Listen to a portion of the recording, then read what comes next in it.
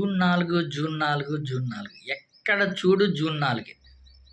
June 4 తారీఖు ఎప్పుడొచ్చిద్దా అని ఎదురు చూసే వాళ్ళ సంఖ్య విపరీతంగా పెరిగిపోయిందనే చెప్పుకోవచ్చు అసలు. అసలు 2024 ఎలక్షన్స్ ఈ స్థాయి 2024 ఎలక్షన్ జరిగిన స్థాయి ఇప్పటివరకు ఎప్పుడు కనీవిరిగని రీతిలో జరిగిందనే చెప్పుకోవచ్చు. అసలు జనాల్లో ఒకటే ఆలోచన, జూన్ 4 తారీఖు ఎప్పుడొచ్చిద్ది, జూన్ 4 తారీఖు ఎప్పుడొచ్చిద్ది. ఇంకా ఎలక్షన్ ఓటింగ్ అయిపోయిన తర్వాత కానీ ఇంకా కౌంటింగ్ టైం కానీ దగ్గర పడింది. ఇంకేం మహా అంటే ఇంకో 4 రోజులు ఉంది అంతే. ఈ 4 రోజుల్లో కానీ ఏ పార్టీ వచ్చిద్ది అని అసలు విపరీతంగా టెన్షన్ మొదలైందనే చెప్పుకోవచ్చు.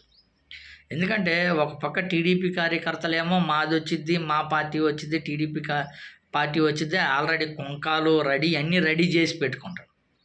ఒక పక్క వైసీపీ పార్టీ ఏమో అదేం లేదు, వాళ్ళన్నీ తప్పుడు సర్వేలు చూపించి తప్పుడు ప్రసారాలు చేస్తున్నారు, వైసీపీ పార్టీ ఖచ్చితంగా వచ్చింది, మేమే మెజార్టీ గెలుస్తాం ఈసారి అనే విధంగా వైసీపీ పార్టీ కుండబద్దలు కొట్టినట్టుగా నిన్న సర్వేలు కానీ చెప్పాయి. ఆల్రెడీ జగన్మోహన్ రెడ్డి గారు లండన్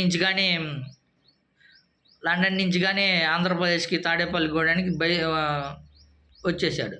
కానీ అటు పక్క నారా చంద్రబాబు నాయుడు గారు కానీ, లోకేష్ బాబు గారు కానీ, పవన్ కళ్యాణ్ గారు కానీ కనీసం అంతు లేదు. ఇప్పుడు ఎక్కడున్నారో ఏం చేస్తున్నారో కానీ అసలు దరిదాపుల్లో కానీ లేదు. అదేవిధంగా ఏదైతే జగన్మోహన్ రెడ్డి గారు కానీ, వైసీపీ పార్టీ కానీ ఏదైతే సర్వీలు కానీ మొత్తము చెప్పేస్తాను ముందు ఈసారి వైసీపీ పార్టీ ఖచ్చితంగా వచ్చిద్దని జగన్మోహన్ రెడ్డి గారు చెప్పారు, సర్వేలు చెప్పారు. కానీ టీడీపీ పార్టీ ఆ స్థాయిలో ఏదైతే కార్యకర్తలు చెప్పుకుంటూ ఉంటున్నారు కానీ మా పార్టీ వచ్చిందని, నాయకులు కానీ, పార్టీ అధినాయకులు కానీ, నారా చంద్రబాబు నాయుడు గారు కానీ, లేకపోతే పవన్ కళ్యాణ్ గారు కానీ, లోకేష్ బాబు గారు కానీ కనీసం స్పందించింది లేదు. అంతేందుకు మన కుప్పంలో ఈసారి కుప్పం గెలుచుకొనియండి, అసలు కుప్పం వచ్చిద్దో రాదో చూడండి, కనీసం కుప్పమే రాదు, ఇంకా ఆంధ్రప్రదేశ్ సీఎం పదవి తర్వాత సంగతి, కుప్పం గెలిచే సంగతి చూసుకోండి అని పెద్దిరెడ్డి గారు ప్రకటించిన రోజు కానీ కనీసం రివర్స్ కౌంటర్ కానీ కనీసం ఇవ్వలేని స్థితి అయిపోయింది.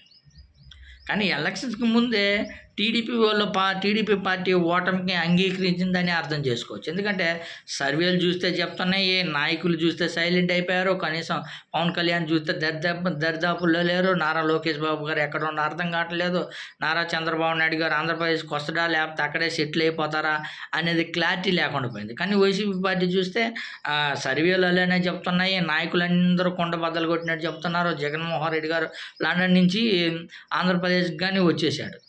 కానీ అటు చూస్తే టీడీపీ పార్టీ కౌంటింగ్కి ముందే మేము ఓడిపోయామని డిక్లేర్ చేసినట్టే కనిపిస్తున్నాయి. ఈసారి ఖచ్చితంగా టీడీపీ ఓటమి ఖాయమని కళ్ళారా కనిపిస్తుంది.